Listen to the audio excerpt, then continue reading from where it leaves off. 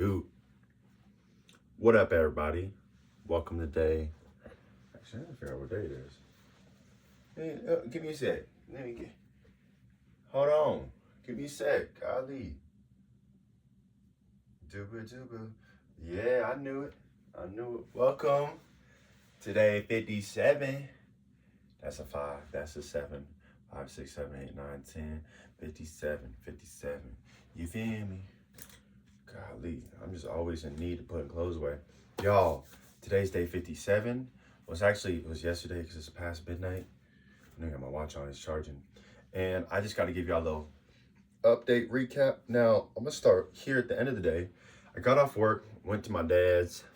They had some leftover spaghetti. So I had to grab up real quick. After that, came home. Guys, there have been so many thoughts in my head, and I process a lot by writing. Getting them out and transcribing thoughts on paper is something that helps me keep moving forward, if you will. Otherwise, the thoughts just get stuck here. But I haven't been writing much lately. That is because the writing hasn't looked the way I wanted it to. It hasn't sounded the way I want it to. It's not very polished. It's just not like good, right? Especially after putting 65 hours plus into one piece and getting something so polished and uniform, and the arc is congruent, and it's just something I'm super proud of. To go from that to something that's just like a bunt, a foul ball, if you will. It's just like, dang, dude, like, it's not really, I ain't really doing it. But the thoughts were still here. And it's like a printer. You give it an input. As long as it's able to process it, it'll give you an output. However, if you overload it and you don't process it, then it gets jammed. And that kind of felt like where I was at. There's so many different things I wanted to write about, but I just became jammed. And so tonight, before I recorded the video, I decided just to write something and just post it on TikTok, because it had been a little bit since I posted and I really wanted to post. But the reason for posting it was just to start to clear that jam a little bit. Yes, it's not my best work. It wasn't the best. I understand that. But it's still something that I was happy to process through and just kind of get out. I definitely want to do another piece on emotions. I think that emotions are something that need to be expressed, not held on to. They're something that should be let go of. And so I'm trying to figure that out more, processing through all that. But yes, guys, I'm super excited about that. That's going well. It's going super swell. And now, the moment we've all been waiting for. Y'all, today we hit 200 on the bench.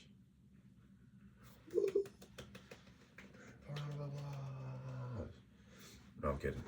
Yeah, we hit 200, and I did it for 2 reps. Now, if you recall, a couple weeks ago, I did 185 on the bench for 2 reps. That was like the most I could do. I built up to it. I got 185 for 2, and I failed on the 3rd one.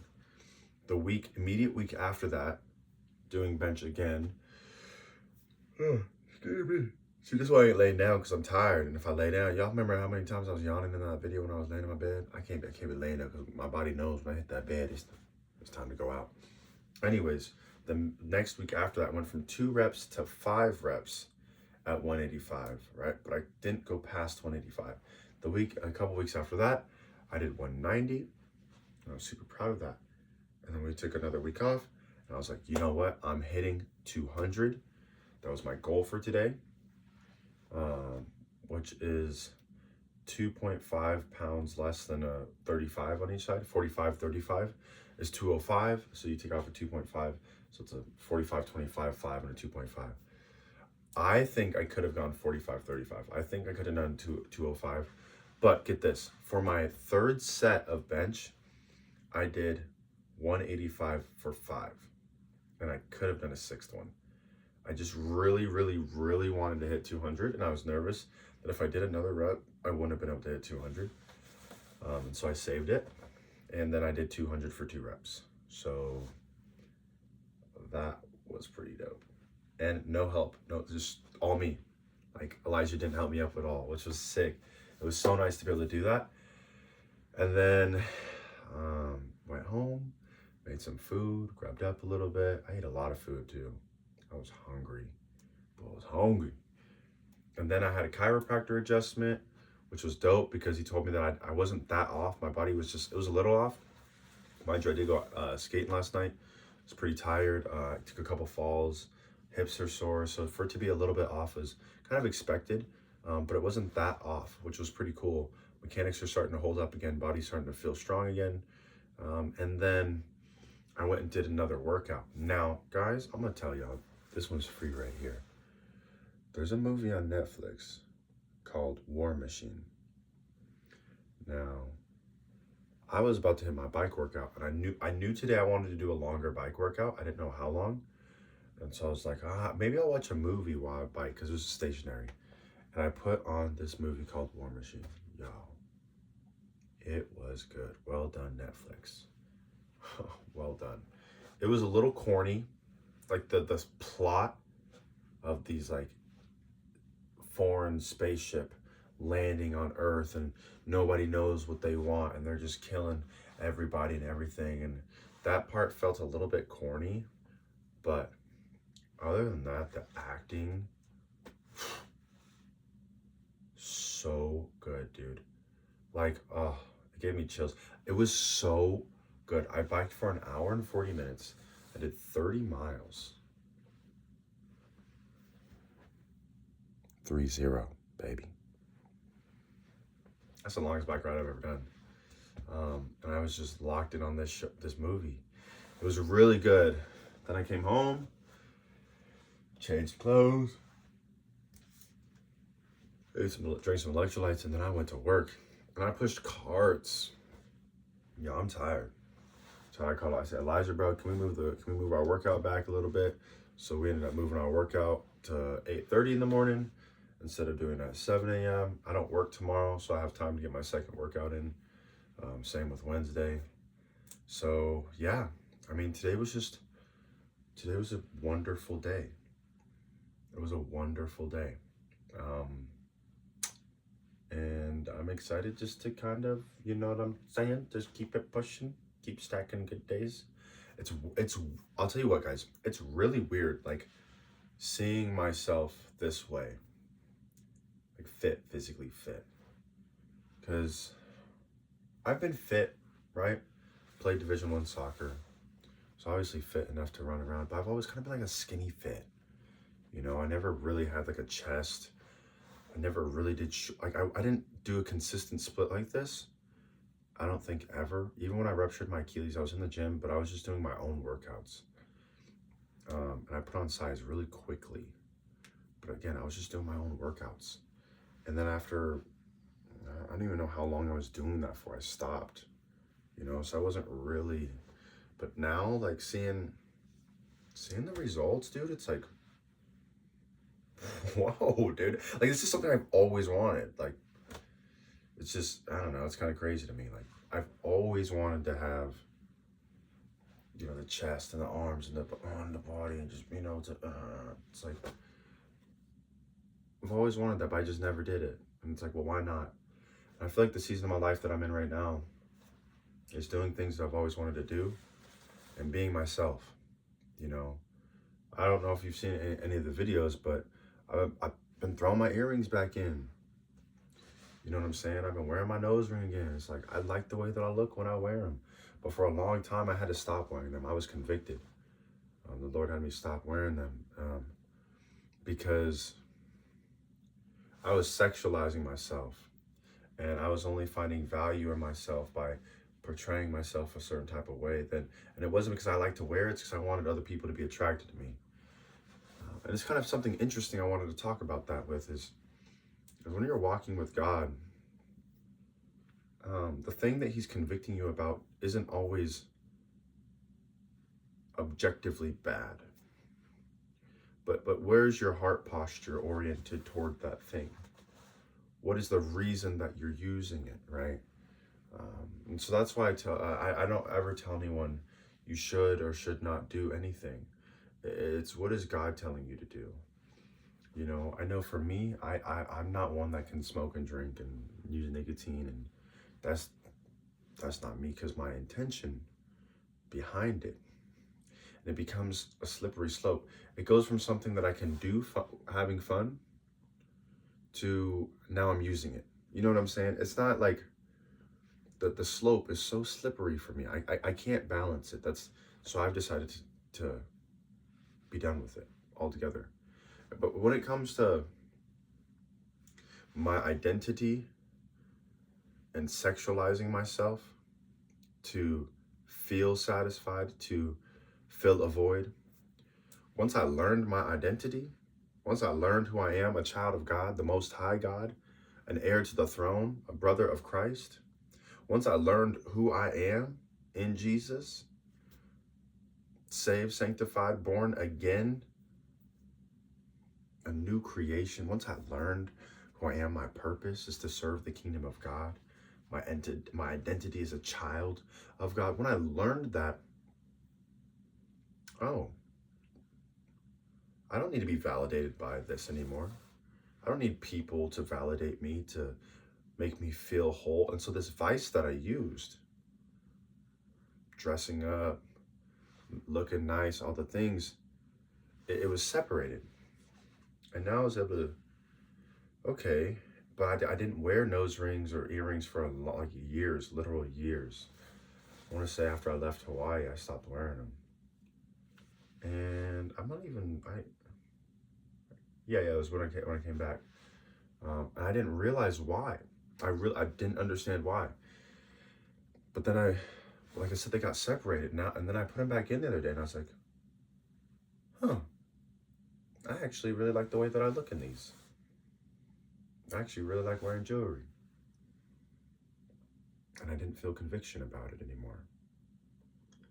I came to the understanding of, oh wow, I'm not using it the way that I used to anymore. I'm not putting on this jewelry to make someone look at me and be more attracted to me. No. I'm putting it on because I like it. So I like the way that I look, and if you don't like it, okay. But I'm not doing it for you, to get something from you. I do it because I like to do it.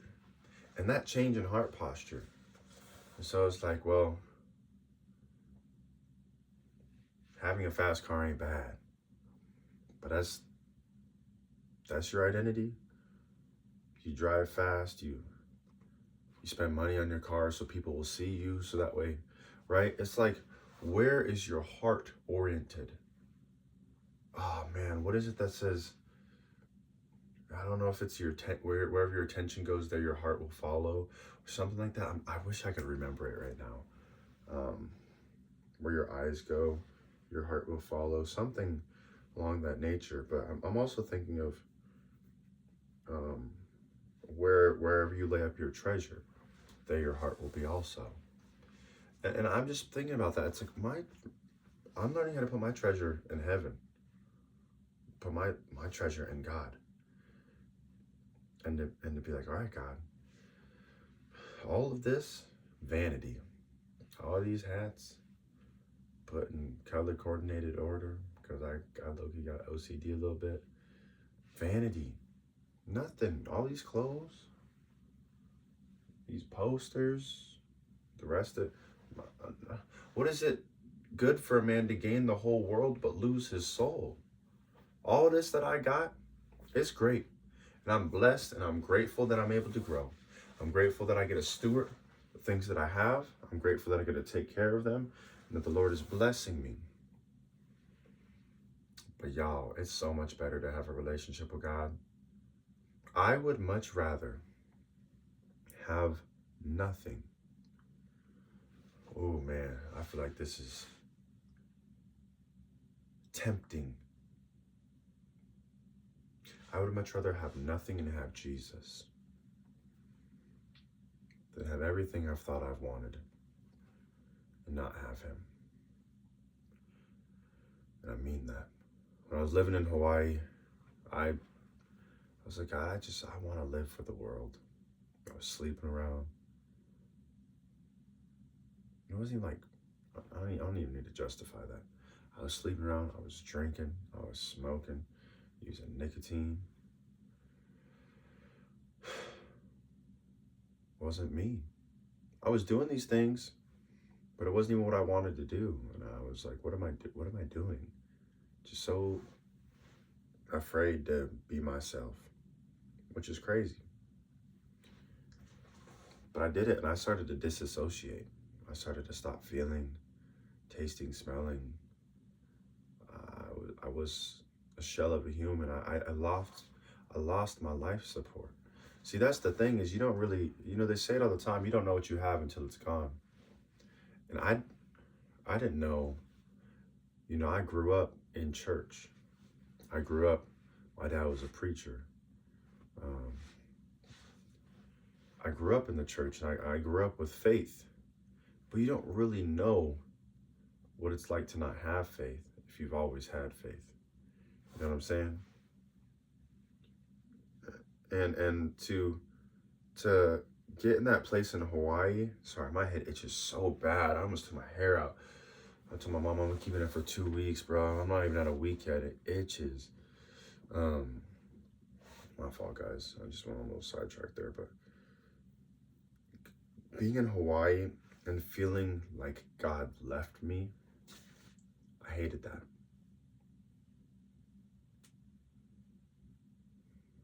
Absolutely, guys, I hated it. That's why I can say confidently, I'd rather have God and nothing. I couldn't live in my own skin.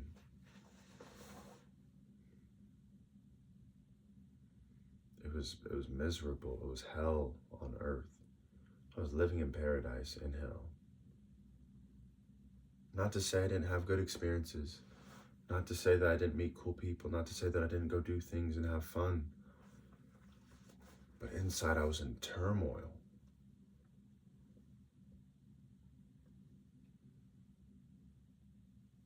And now it's like,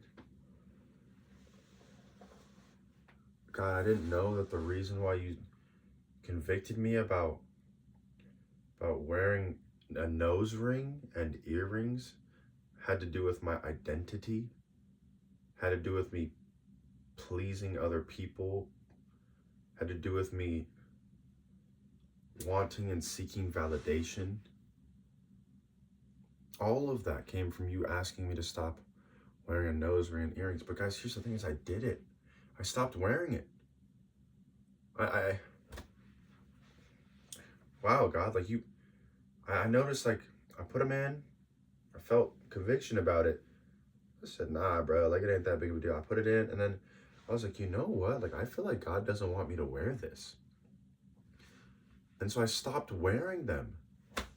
And then now, who knows how many years later, 1, 2 years later, I'm like, oh, that's why. It's just baffling. I just want to know. I don't want to know, but I want to prompt you with the question. What has God been asking you to let go of? What has God been asking you to stop? And you're like, it's not bad. I don't know why he's asking me to stop doing it when the thing, it's not bad. It's not a bad thing. No. We have to understand God's nature. He is a good father who loves you. He is someone who knows you, and he also sees the whole picture. So you don't think that it's connected, but something over here that he's asking you to let go of is directly tied to something over here. You don't see the correlation, but God understands the causation. And he's saying, you want to let this go. So I'm asking you to let this go first. And you're like, God, but those aren't even related. God, I'm seeking validation and stuff, but you're asking me to stop wearing a nose ring and earrings for what? It's not even that big of a deal. No, son. You don't get. This isn't even just about. This is about your identity. You don't even know who you are. And so you're trying this. You're doing that. You're acting this way. And I'm glad that you did. Not because I wanted to see you go through that, but because now you know how good I am. See, that's the thing is when Adam ate from the tree, it was the knowledge of good and evil. One of my buddies asked me this question a long time ago. He said, you can't appreciate the good without the bad. And I said, I disagree with you. I think that you can say this is good and this is better. I don't think there has to be bad for you to compare something being good and something being better than good, right? But I will also say that by eating of the tree of the knowledge of good and evil, it's not that evil never existed. Evil existed. We just didn't know about it. We only knew good, right? And that's why I say what I said about you can have good and you can have better than good. But then when we ate from the knowledge of the tree of good and evil, we learned both sides. And so now they couldn't be in the presence of God because they see how good he is, but they also see how bad they are, like how bad sin is. God, you are even greater than I thought you were. But I also realize how much farther I am than I thought I was by sin, separated by sin. So guys, I just want to challenge you. What is it that God's asking you to do? Is he asking you to seek him? Is he asking you to grow in a relationship with him? Is he asking you to trust him? Is he asking you to, hey, I know you've wanted to for a long time. I know you've tried, but commit. Do it. Because the thing that you've wanted, I have the answer for you. If that's what it is, I encourage you to do it. I did it too. When I was living in Hawaii, I came back home. I was like, you know what, God? I'm committing to you. I don't care how hard it gets. I don't care how much I cry. I don't care how difficult it is. I know what's back there. And even though I had a lot of fun, it was not filling. And I need you. I need you more than I need any of that. And I want you, God, more than I want anything that I've been through. I've tried by myself over and over, and I've failed every single time, and it hurts, and I got back up. Thank you, God. You didn't allow me to be broken. You didn't let the weapon formed against me prosper, God. Yes, it did some damage, but you picked me up, you cleaned me off, and you allowed me to keep going. You had a hedge of protection around me, God. Even when I was rebelling against you, your love was so great that you kept me in the midst of all that. So God, I know what's back there. And I wouldn't have made it out of there had you not been with me through there. So how am I going to be ignorant enough to say that, God, you graced me to make it here today, and you're asking me to swim your way, and I'm going to say, no way, God, it makes no sense. Let me do it. And so I did it. And it was the best decision I made. Was it easy? No. Has it been easy? No. As a matter of fact, it's been even harder, because now it's like, God, I know I heard you. I know I heard what you said, but I'm scared. I don't know if I can do that. And then he puts people in community around you. He builds you up, and you can. But then he teaches you how to be vulnerable. He teaches you how to share. He teaches you how to let go. And he puts people around you. And the thing is the weight is still heavy. And you still got to press it. Now, here's the thing. 200 pounds is what I pressed today. But I was so secure that I could do it. And I was so sure that if I couldn't do it, the weight wouldn't crush me. Why? Because my brother was right there to spot me. Right here talking about, let's go, you got this, encouraging me the whole time in the midst of the test. Even though I was struggling, even though it was hard, I knew that if I failed, the weight wouldn't crush me because I had somebody on my side looking after me. This is why, guys, we got to let people in. This is why we got to be vulnerable. Hey, I'm about to go lift this weight. It's going to be heavy. Can you spot me? You don't have to lift it unless I get in trouble. You might just have to assist me a little bit. That could be some of you too. Maybe you have committed to Christ. But maybe the thing that he's asking you to do, to let go of, maybe that looks more like lifting that weight. You know what I'm saying? Maybe it looks like, all right, God, I know that this is something in my life that I've ran from. I've refused actually to walk down this road because I know that it's gonna hurt. But here's the thing, baby, is would you rather sit at a 5 for the rest of your life, or climb to a 9 and then feel freedom? See, I think that's what the enemy does, is he tries to make us so fearful. He adds so much fear and makes us afraid and shameful because he doesn't want us to be free. Galatians 5:1, for freedom's sake, Christ has set us free. Therefore, do not submit again to another yoke of slavery. Guys, Christ wants us free. He wants to heal you before you even know what it is that he wants to heal you from. He told me stop wearing a nose ring and earrings to heal me of my identity issues, the crisis of my identity. When you have an identity outside of Christ, you will run into an identity crisis, and that's just facts. Why? Because everything has a season. Everything will end. It will come today and be gone tomorrow. But the only thing standing always and forever is the Word of God. The truth will set you free. And so, guys, learn the truth by the one who gives truth, from the one who cares for you, for the one who wants your best. He wants your very best. He is good. His nature is good. His nature is just. His nature is gracious and merciful. That is who God is. He's not a man that he should lie, nor his word come back to him void. If he makes you a promise, he will keep it. I know there's a lot of people that have hurt you before, that said they were going to do something, did something else. But God is not a man that he should lie. I forget the rest of that verse, nor the son of man that... But y'all get what I'm saying? I just... Again, I'll repeat what my mom said the other day. Hurt people, but healed people want to see other people get healed. I was talking to my dad today about discernment, because I was talking about spiritual gifts.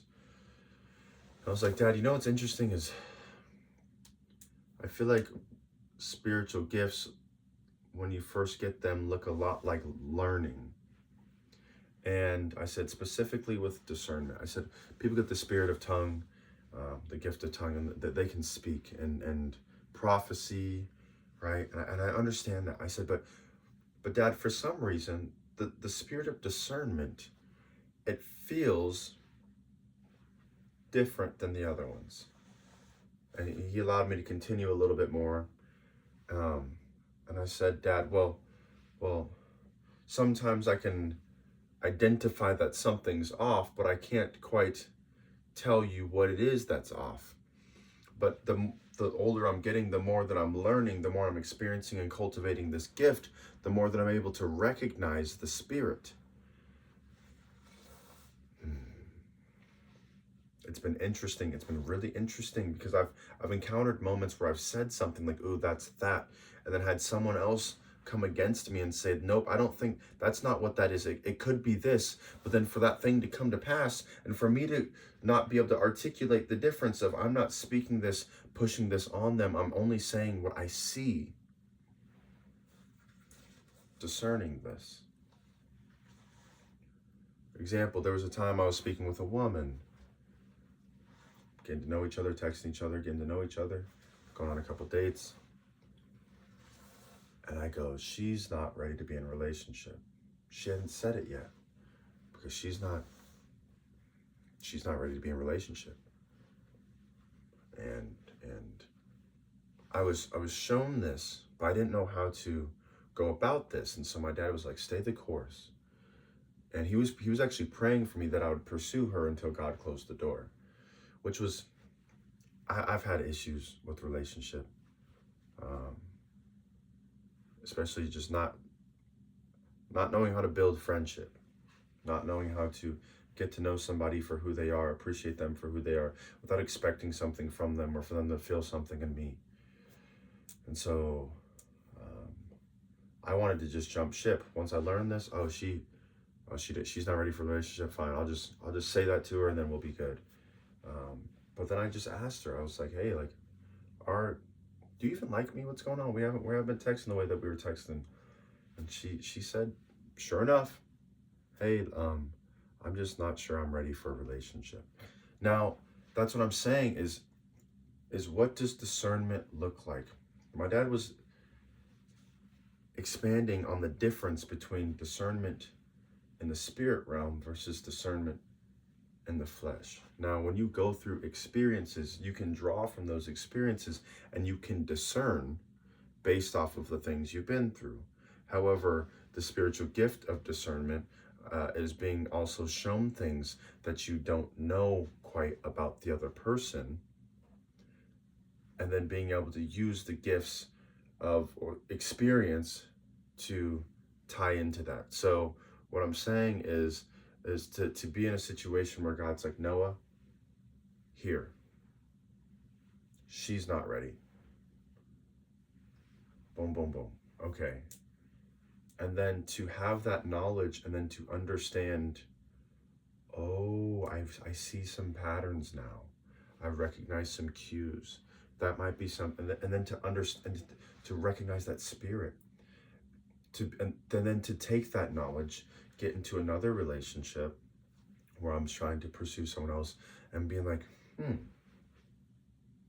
I know that we're on a date, but it just doesn't feel like you're interested. Just doesn't feel like you're that into this. And questioning that and kind of sitting back and, okay, I'm going to get to know you, right? And this is just like my thoughts on this right now. I haven't actually processed this part of it. The first part, yes, but this part, no. Just about discernment in general and just learning what discernment is and stuff. And I want to tie back to another piece, but it's been a really cool thing to learn what that is. Another thing that I've been learning what it is being anointed.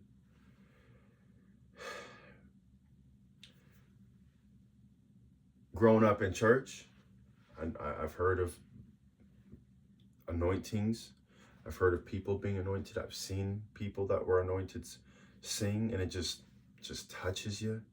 Preach, and it just pierces you. Dance, and it captivates you. I've seen the anointing of God on people, and how they can say the very same thing that somebody else said, but for some reason, when they spoke it, it resonated deeper. I think about how David and Saul killed his thousands, and David killed his tens of thousands, right? Just the anointing. Saul was also anointed, and so was David. But that word anointing is not something that when you live in a friend group that doesn't believe, it's not a word that they comprehend or even understand. They understand or even comprehend. What does it mean to be anointed? I'm learning some of the differences. For example, unmerited favor, blessings that I can't quite describe.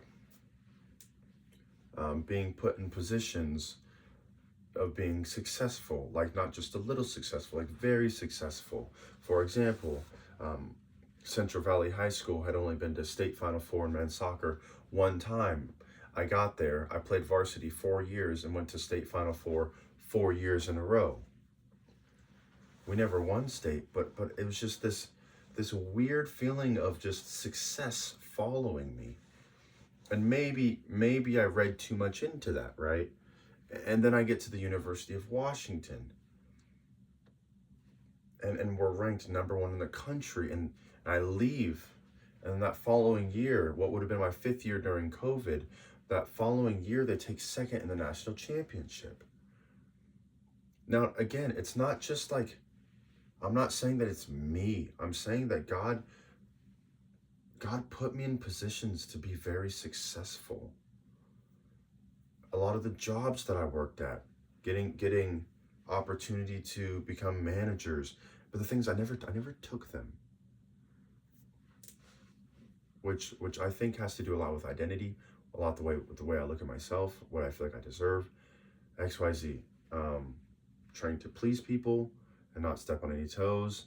And they didn't give me that position. They didn't ask me to do that. So, but they're gonna ask you to do it. No, it's okay. I just won't do it then, right?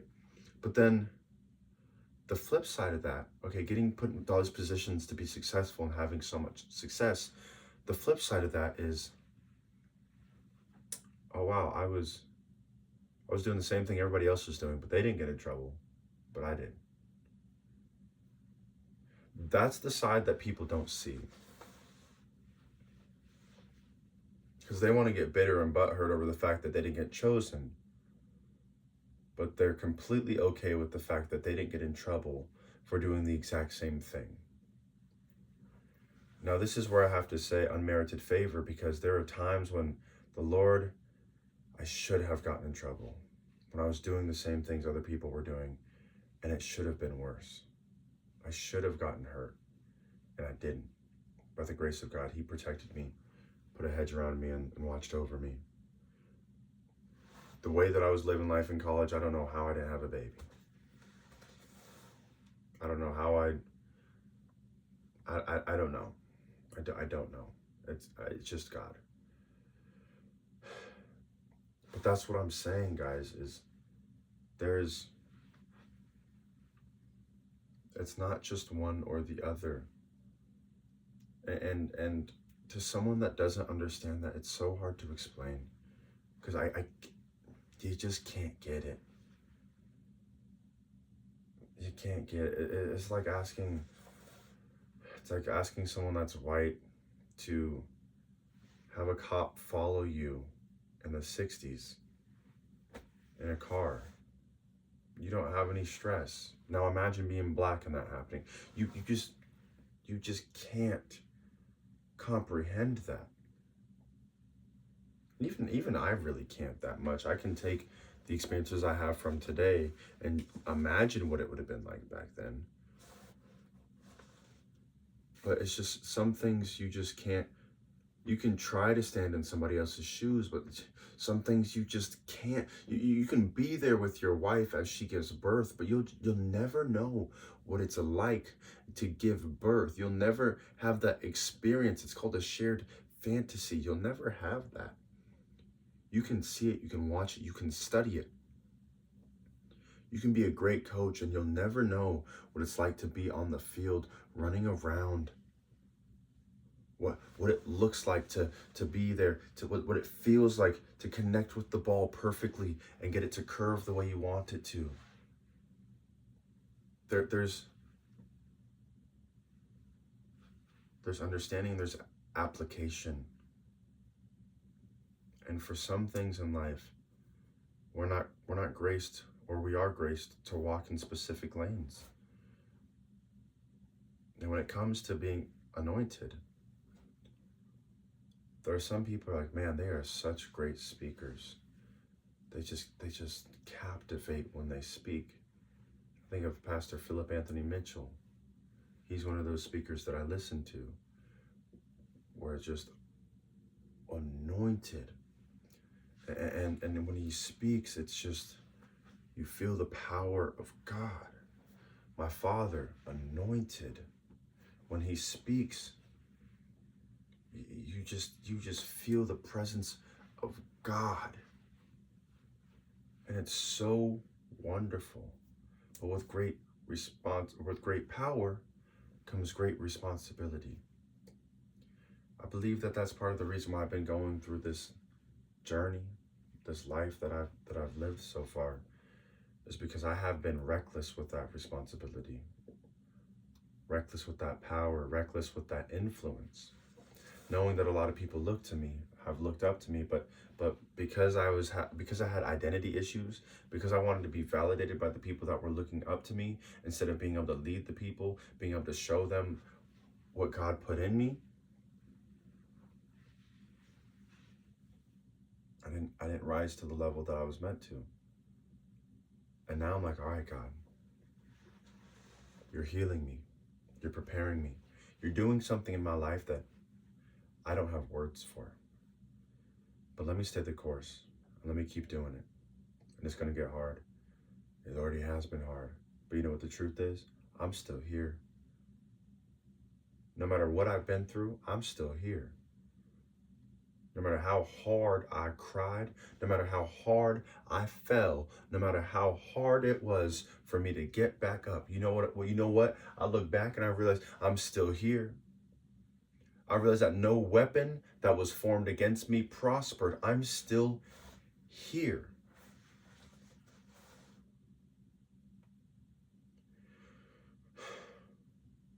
You're still here. I know that the he's been on your back about everything. He's been pushing you. He's been tempting you. He's been throwing his fiery darts at you. He ain't over here. He ain't over here like this. No, he sees you. He's throwing them at you. She fell down. He's in shame. He's sad because he broke up with his family member just died. She's fantasizing about a relationship again. Throwing these darts at you. He's attacking you. Roaming around like a hungry, ravenous lion, searching to devour. He's not just out here just, oh, she. No, he is.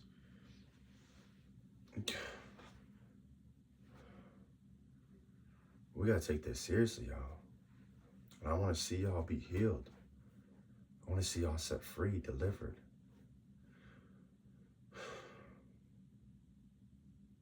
I want to see y'all be free. So yeah, guys, that's all I got for today. Thank y'all for listening. I had to unload a little bit, but we're going to get to bed. We got a nice lift tomorrow morning. Until tomorrow, y'all, I love y'all. Stay blessed. Peace.